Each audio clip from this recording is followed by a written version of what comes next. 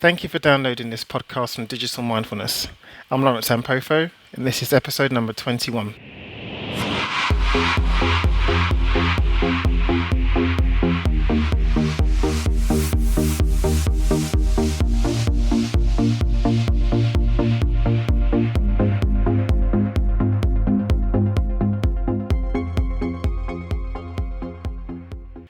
Hello, and welcome to the Digital Mindfulness Podcast, where each week we speak with experts who are at the cutting edge of humanizing our digital experiences and interactions in digitized society.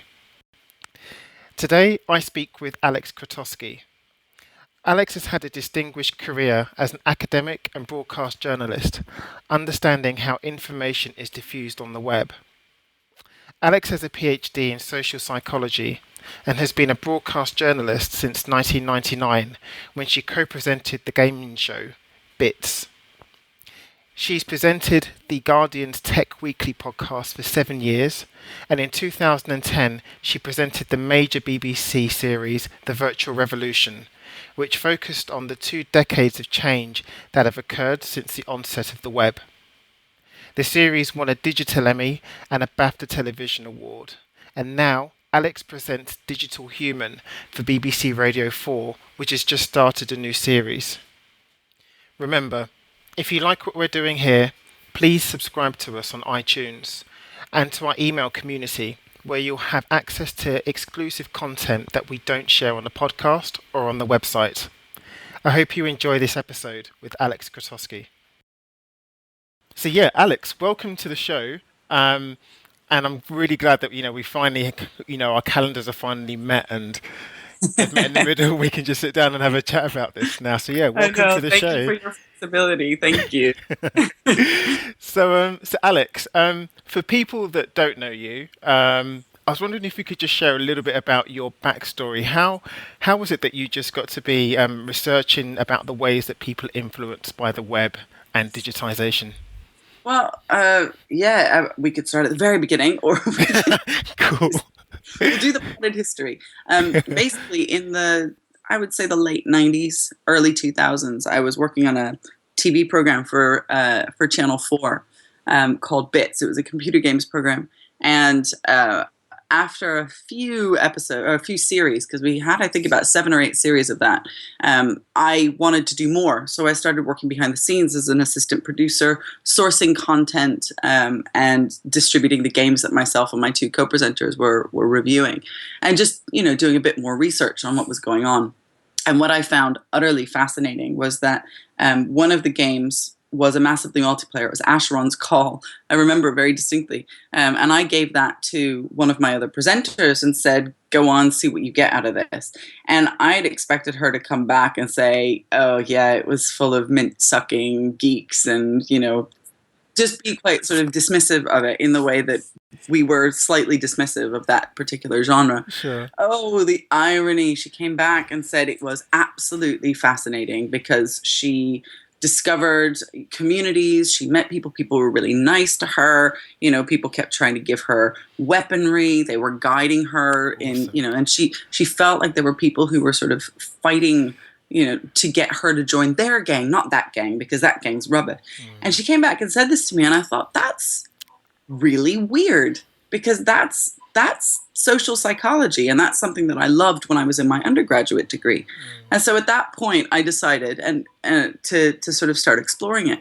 It was around that time that a group of academics and also practitioners in the legal fields, in the economic fields, and also in sort of general social science fields, were looking at these online games as spaces to study in order to understand human experience, in order to, of all things, in order to advise governments on, looking at these places as models of human behavior, and what can we learn about emergent justice systems, what can we learn about social evolution of interpersonal structures. Yeah. And I was like, wait a minute, this is really deep. And then even further, there was a wonderful article by Julian DeBell in Wired, and the 2003 one of the months, which was called the Unreal Estate Boom, and it was about the real money transfer that was going on. So this is people who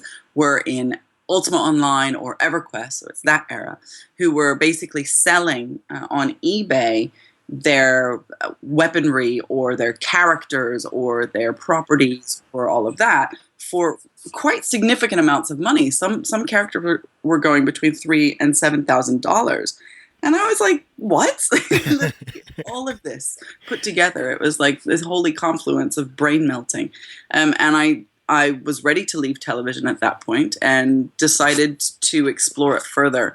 And went off and skipped into a PhD looking at social influence in online worlds. I say skipped. I skipped in. I lurched out.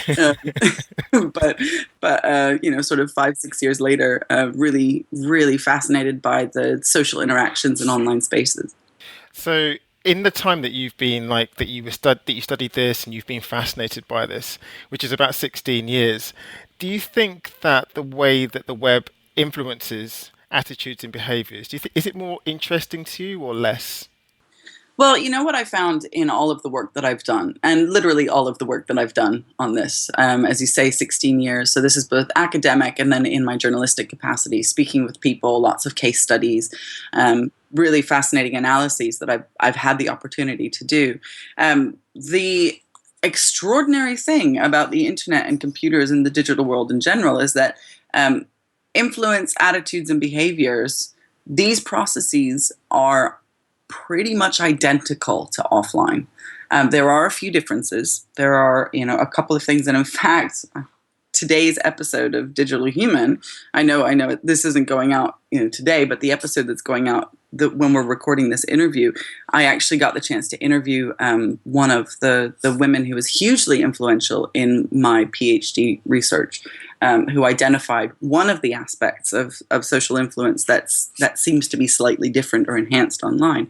But in general, all of the processes that we knew as psychologists beforehand play out in an almost identical way online. And the conclusion that I've arrived at currently, and of course these things may change, is that the reason for this is because the technology itself, all it does is it connects human beings to human beings. It itself doesn't do anything to us. It just facilitates our interactions. And when you put human beings and human beings together, social psychology happens. Now, having said that, when I was studying, so this was between 2003 and 2009, that was a particular era of the internet. This was just at the very dawn of Facebook. Social networks at that point were MySpace was popular, but still, that wasn't the global revolution. It was an amazing revolution, but it wasn't Facebook. We've seen a huge surge of people coming on, this sort of almost a third wave of people flooding the internet to the degree that now the internet is even less of a strange place to be. Even at the time when I was studying it, it was a little bit of a funny thing to do. Now there's so much internet research and so much social psychology going on online, that it is the our understanding of attitudes and behaviors is more profound. So I think that possibly in the last 6 or 7 years, because of the different population who's online, and also because of the different ways that we're using it, there may be different influences, or there may be different elements.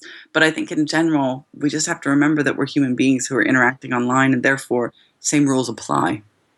So why then, Alex, do you think that there are lots of people reporting things like FOMO, or they would say kind of technology induced, I guess, mental states, like this fear of missing out? I mean, judging by what you've just said, it would seem that people would have that feeling anyway. They would have a fear of missing out anyway with their social group, without the technology. That's right. Yeah. And what's really interesting to me is that all of the stuff that I know about human psychology is writ large, and I think one of the reasons that people find the web, digital technologies in general, so disturbing is because they're seeing the things that we have been studying for a very long time. They are made explicit. They are laid open. So I'll use community as a good example. People have known within the social science field that community is not a physically based place. It's not. It doesn't rely upon bricks and mortar for community to occur.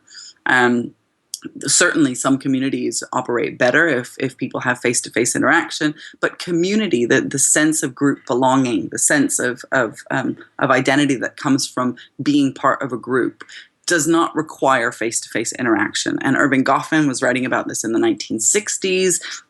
There's a lot of sociological research that's been looking at this for a very long time. But I think most people had an impression that community was place-based until along comes the internet. And suddenly we're able to see that community, the sense of group identity, the sense of group belonging, is actually not place-based, that it is networked, that it is spread, that it is diffuse. And that really freaks people out, because suddenly they can see that their communities are global, that their communities operate beyond their the school gates, as it were, and that's a dissonance that I find really interesting, because it has always been thus. It's just that now people can see it. Now people can actually see the psychology that we've been studying, and they can actually see how influence works, because it's laid out, it's permanent, and there's a sort of a trail, a record. So in terms of FOMO, you're absolutely right. People have always had a fear of missing out. Oh my goodness, gossip columns in newspapers, that's FOMO. Like society, that's FOMO. Everybody's always been fascinated by this. Soap operas, that's FOMO. But, when it comes to their own personal lives, they didn't necessarily realize it until they saw it laid bare in text, in images, and videos online. And that's I think where the dissonance comes in. One of the things that we do have in person that we tend not to have in a digital world is anonymity. But you say that anonymity is really important, especially in the digital world. Oh my Could you gosh. just expand upon that? Because I know that's a lot of work that you've been doing. Anonymity is so important. People automatically think that it means that people are going to go out there and troll, and it's so not true. Anonymity is essential. The ability to be able to do things without having massive consequences in terms of your social and personal life is essential. When you're young in particular, because that's when you're messing up all over the shop, right? That's when you're being an idiot and you're making those mistakes that you learn from for the rest of your life, and then that's what becomes you. And even as an adult, we all do stupid things, and we need to be able to make those mistakes in a way that isn't like literally spread everywhere. That importantly, and this is the crucial thing, I think, for privacy. It's not the problem with privacy online, and that's in quotes, right? That's in super cool air quotes. The problem with that is that it is constantly searchable. It is constantly there. It's constantly at the end of a Google search. And if something that happened 10 years ago when you were a stupid kid, right, and you did the same thing that all the other stupid kids around were doing, it just so happens that you ended up plastering it on the internet. If that comes up and that's the first result on your search results for your name, then people think that that's you right now, and they don't realize that you haven't learned from your mistakes and done those stupid things that every kid does. They think, oh, this person right now who's applying for a job, 20 years later, after vomiting outside a pub, and putting pictures of it and having their mates put pictures of it on, online and tag you, that's that person now. That person continues to vomit against pub walls. No, that's not the case. They may, but probably not. And so I think anonymity is absolutely essential for our psychosocial development, for our ability to try on and take off possible selves, things that we may or may not wish to be, things that define us. And if we can't do that in a way that allows us the security to know that we can fail, and we can fail with no repercussions, or at least repercussions that are atomized, that are contained at that particular moment in time, and people can say, yes, that person has resolved that mess up, then then people can't develop psychosocially, because they're going to be too freaking out. They're going to be too, they're going to be too nervous to do anything.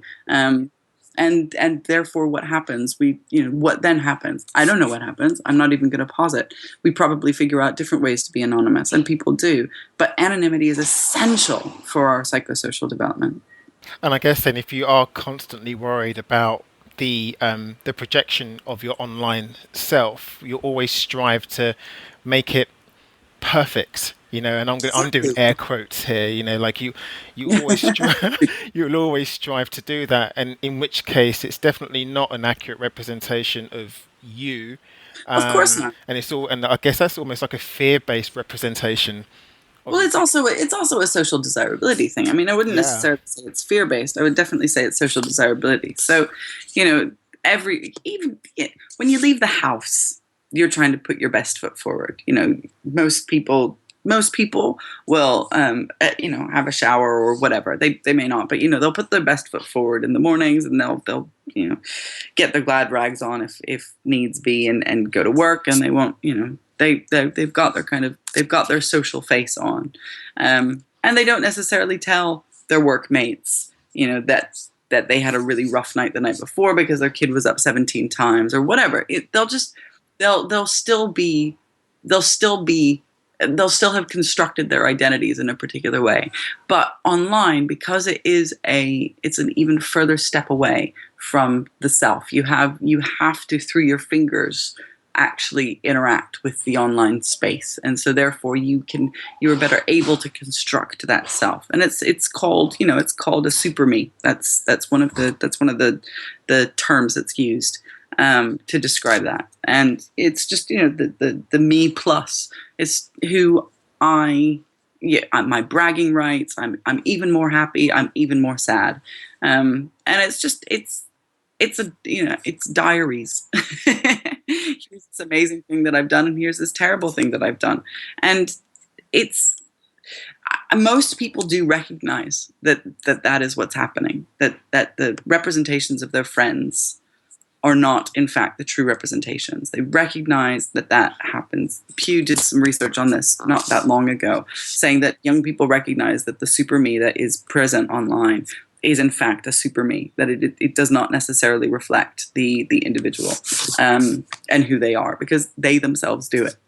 So yes, it can be that the self that is presented online may eventually evolve into a kind of fear-based thing. But I think we just have to remember that not only do we recognize that it's a super me, but also we need to recognize that when somebody does something stupid online, then that shouldn't be they shouldn't be called on that for the rest of their lives, because they will have made a mistake at some point, and probably, hopefully, come to terms with that mistake and made it better. Because lots of employers do look at our social profiles or our online profiles and make decisions based on what they see, or I guess the comments about us. But like you say, if you can kind of even look at that content in context, Yes. that's just a very small part. That's one night of this person's entire life, and it probably isn't a true representation of them or their work ethic in this case. Exactly. There's what's described by many people as context collapse, and we need to recognize that context needs to be expanded. What was that person going through when they posted that? Sure, people don't think about the public environment. They can't actually recognize that the public that is potential online, is so large, because it would melt your brain. It would literally melt your brain. So what we were talking about just now is like the super me, and isn't our past, doesn't that make people online trust us more if we do have a past and it is kind of peppered with like little mistakes or whatever else that we've made in our lives? But doesn't our history online, our digital exhaust, doesn't that engender trust. Of I, course. I remember you, Absolutely. yeah, because I remember you talking about this once, Yeah. and of course it was on radio. That's the joy of a didactic medium. Questions, please. Um, so yeah, I remember the first time I came across this was when Gordon Brown, I think, was they were talking about Gordon Brown for prime minister, Hmm. and there was a was it Gordon Brown? Somebody who didn't have a digital footprint, somebody who hadn't fallen over online. Hmm. And people were like, who is this guy? I don't trust him. I don't know who he is. He hasn't shown his true colors. He hasn't fallen over and made mistakes and demonstrated that that he is human. He's just an automaton. And I thought, oh, that's interesting. I wonder how that's going to play out. And it played out interestingly a few years later. A friend of mine was working for a company. She was having a really rough time. The boss was they did not get along. And she said to me, what's really interesting, and this is very recently, she said, what's really interesting is I can't find anything out about him online. And I was like, aha, brilliant. Give me this task. I'll dox him. It's terrible, isn't it?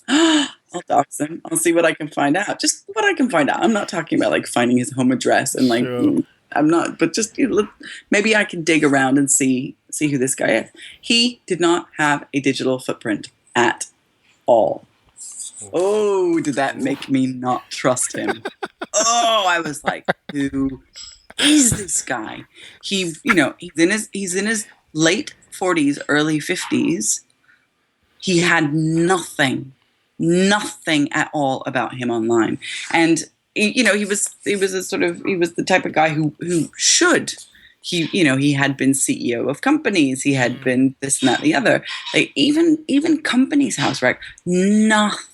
Oh my God. So it felt like somebody had gone in and just scraped it all away, that it was gone. And that made me so nervous. Yeah. Because I wasn't able, and I'm not the type of person, I never Google my friends.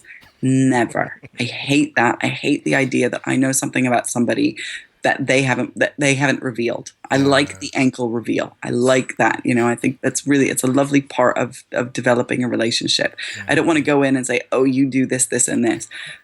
But there was nothing about this guy, and that made me really nervous. So that is obviously an anecdotal personal experience, but my friend was also a bit nervous about it, and that made me think, I wonder what's going on. But like you say, not even an official profile or There was anything.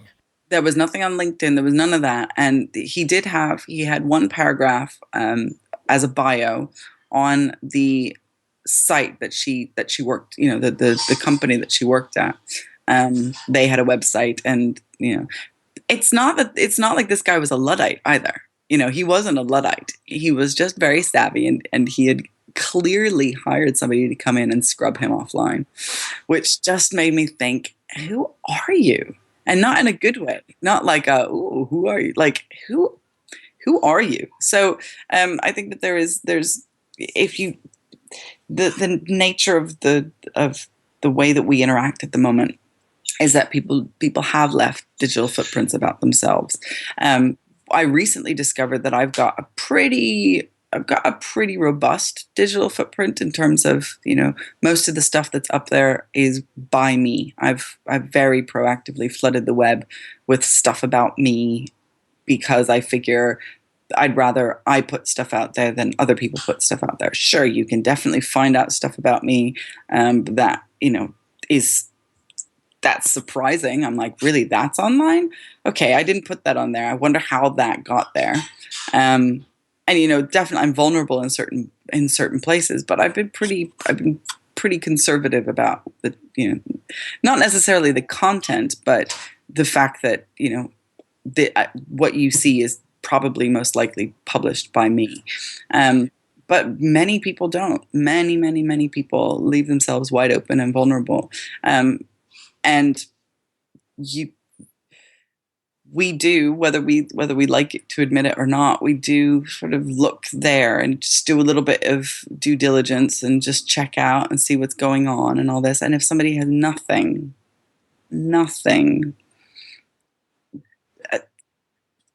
feels a bit suspect.